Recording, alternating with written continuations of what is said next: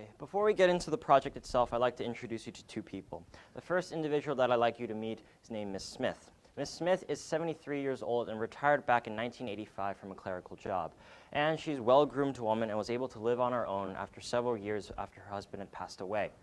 Now, after weekly visits to her family began noticing her worsening memory impairment. And once they brought her into the hospital, the doctors noticed that she was unable to answer the questions operatively, such as her name, where she's from, and who she is. Evidently, the diagnosis would be Alzheimer's. Now, to move on to the second individual that I also like you to meet is Mr. Doe.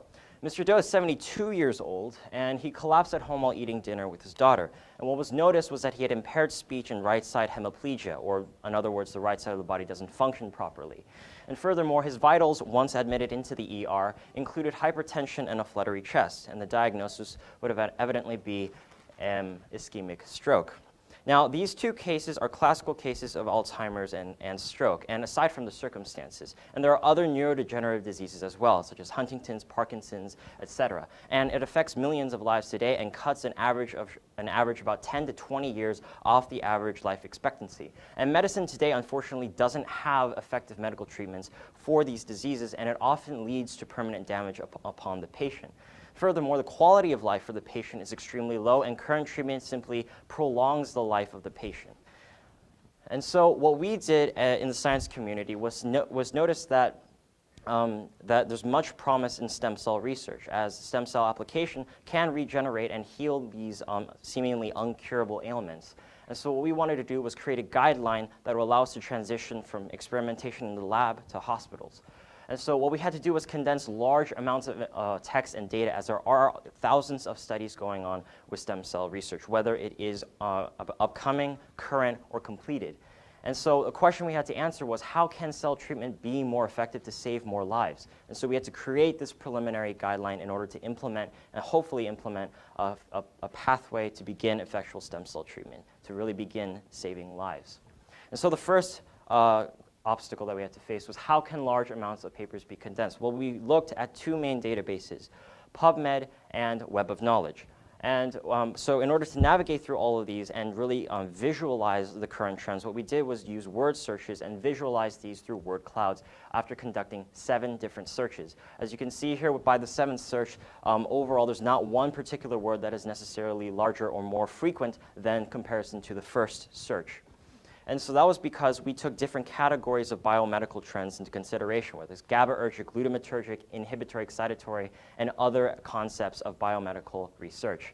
And so once we had those and the words that seemed to most commonly show up, we decided to quantify our search. So we took those words in those word clouds, put them onto a spreadsheet, and matched them onto all the relating articles relating to stem cell research. And it either show up as true, that it did show up, that particular word did show up in the article, or false, that it didn't. And so the more matches that showed up, the more likely that it would be relevant to current biomedical trends in stem cell research.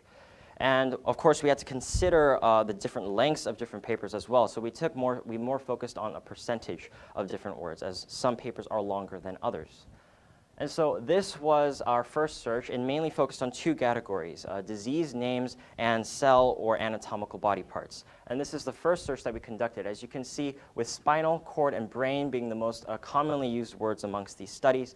And of course, as you notice, with 3 of the components of the y-axis have asterisks, and this is to consider different forms of words, whether it is an adjective, noun, or adverb, etc. And this was the 7th search that we conducted. Now, you notice that there's no correlation between the word choices of the first search and the 7th search. Again, we took different categories of biomedical trends into consideration. And of course, we did the same concept applied to cell names, such as mesenchymal stem cells, induced pluripotent stem cells, and many other types. And of course, and by the 7th search, evidently, again, there's no correlation. And so once we chose the papers that seemed to have the most relevance based on our spreadsheet, we thus narrowed it down even further. We looked at each specific research by looking at its statistical power, biomedical relevance, and overall experimental design. And once those seemed to pass and seemed to be appropriate, we thus considered those papers for the creation of our guideline. Now, there are current guidelines existing today by the European Medicines Agency, the FDA, and Good Manufacturing Practice as well. And overall, what we found is that a lot of things are in the gray area, as we haven't fully applied stem cell experimentation onto humans quite yet. And there are some criteria that should be considered, as we did for our criteria. And those three criteria are safety, efficiency, and pragmatism. Now, to go over those 3 points, we go over safety. Safety, we want to consider sanitation so that the stem cells, when they're being cultured, don't get infected. And furthermore, we need to know the method of administration. Most of the time, it would be found that administration would be through intravenous or through the veins. And of course, we also had to consider the prevention of tumor formation, teratoma formation, inflammation, and rejection. As you can see with the top image is a tumor forming, and unfortunately, with this ovary here, it is the creation of a teratoma, or where the wrong type of cell grows in the wrong part of the body. As you can see, it's not a pretty sight to see, and great safety needs to be considered.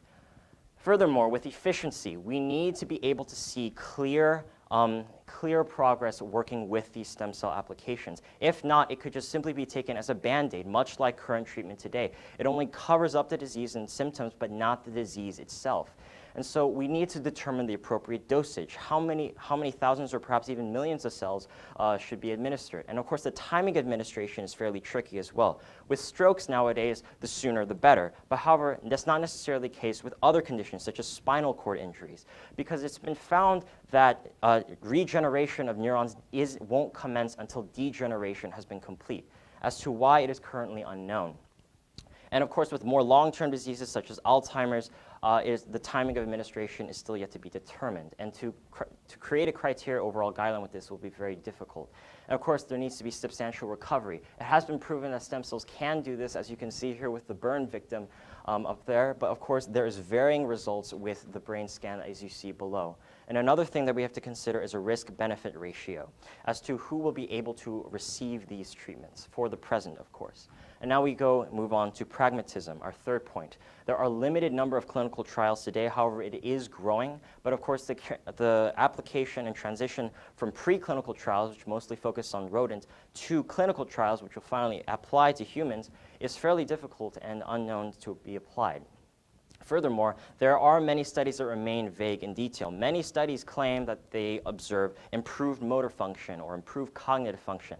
Well, what does that mean? And they don't really explain that very well. And furthermore, they don't really address the underlying mechanisms as to why stem cells behave the way they do. What causes them to migrate to afflicted areas? Where and how do they communicate with each other and other systems throughout the body?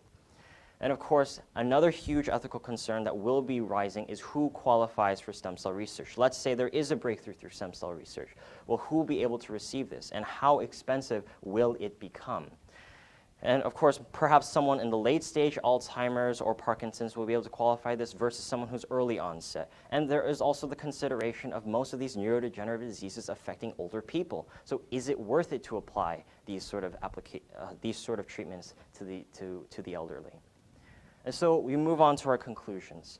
Overall, general research within stem cell application is increasing ever more. And there is also an increasing number of clinical trials. So that way we get a better idea of how these stem cells work in a human body rather than a rodent.